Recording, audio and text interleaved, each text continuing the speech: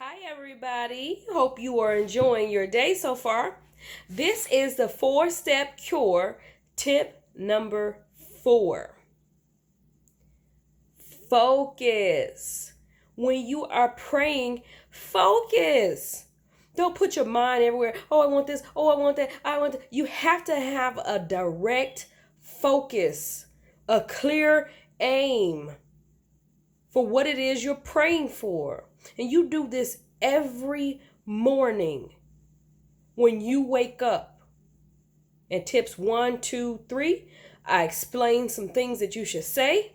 And while you're saying it, you have to focus. Don't be thinking about, oh, I'm running late. Oh, what the kids are doing. Oh, what I need to eat. Oh, no. Focus. Direct focus. Aim. That's what you need. This is how you manifest your prayers with clear, concise focus. The next tip will help you do that. This is my pushing point for today. Enjoy the rest of your day.